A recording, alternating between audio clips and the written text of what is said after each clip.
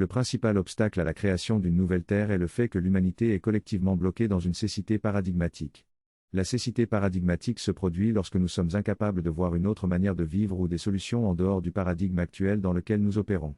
Nous avons des systèmes de croyances auxquels nous sommes si conformés que nous considérons toute solution ou autre chose en dehors de nos systèmes de croyances comme dangereuse, irréaliste et inatteignable. Cela est dû à notre conditionnement pathologique qui nous empêche de voir au-delà de notre propre pathologie. Nous ne nous rendons même pas compte que nous n'aimons pas les figures politiques en vue, car nous sommes tellement habitués à la pathologie que nous pensons réellement les aimer et nous ne voyons pas leur pathologie à cause de notre conditionnement. La solution pour surmonter cette cécité paradigmatique est de remettre en question nos croyances et de s'ouvrir à d'autres possibilités. Les systèmes ismiques ne sont pas le problème réside dans le fait que nous avons des prémices fausses et que nous ne sommes pas conscients de pratiquer réellement ces systèmes. Nous devons reconnaître la pathologie et les prémices fausses sur lesquelles est basée notre réalité afin de pouvoir avancer vers un paradigme plus aligné avec la nature et l'univers. Un autre problème majeur alimentant cette cécité est le fait que nous mettons notre énergie et notre soutien derrière des personnes que nous n'aimons pas, simplement parce que nous n'aimons encore moins une autre personne.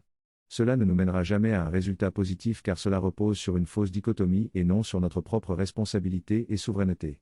Nous devons arrêter de défendre ce que nous n'aimons pas et commencer à mettre notre énergie derrière ce que nous soutenons véritablement.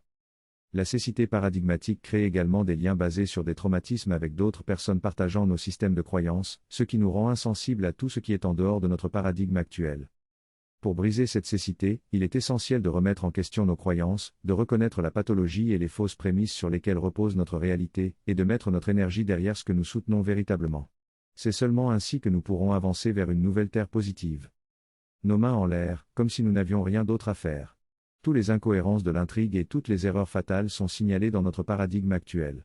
Si nous ne les défendons pas, nous défendons le grand schéma global, en disant que rien n'est parfait et que nous utilisons cette excuse pour ne pas reconnaître la toxicité dans laquelle nous nous trouvons. Nous utilisons différents mécanismes pour détourner la responsabilité et notre souveraineté. Le premier pas pour briser notre aveuglement paradigmatique est d'être honnête avec nous-mêmes sur pourquoi nous nous sentons en résonance avec certaines personnes, même si elles sont toxiques. Nous devons apprendre à discerner ce qui est toxique et pathologique et arrêter de soutenir ces manifestations négatives. Le discernement est essentiel ici, ainsi que l'honnêteté. Ensuite, nous devons comprendre que les solutions créatives sont le résultat naturel d'un changement de conscience. Une fois que nous sortons de notre paradigme actuel, nous commencerons à voir des solutions créatives partout, mais elles peuvent sembler dangereuses pour ceux qui sont encore dans l'aveuglement paradigmatique. Nous devons nous rendre compte que les solutions radicales nécessitent d'être une version radicalement différente de nous-mêmes. L'aveuglement paradigmatique nous empêche de visualiser comment serait la vie en dehors du modèle de réalité actuel. Donc, nous cherchons des solutions dans le même paradigme qui crée les problèmes que nous essayons de résoudre. Mais ce qui est au-delà de ce paradigme exige notre souveraineté et une réévaluation radicale de ce qu'est la santé. En suivant cette voie, nous nous déplacerons naturellement vers un nouveau paradigme. Dans cette période, l'un des plus grands défis est de se libérer de l'apathie et de l'inertie qui règnent dans notre société. Pour y parvenir, il est nécessaire de changer notre façon de penser. Dans cet esprit, nous devons apprendre certaines leçons qui sont particulièrement mises en avant aujourd'hui. L'une des leçons les plus importantes est la vigilance. Cela signifie s'informer et assimiler beaucoup de données sur la santé, tout en évitant d'être submergé par cette quantité d'informations. Il est essentiel d'incorporer ces connaissances dans notre mode de vie.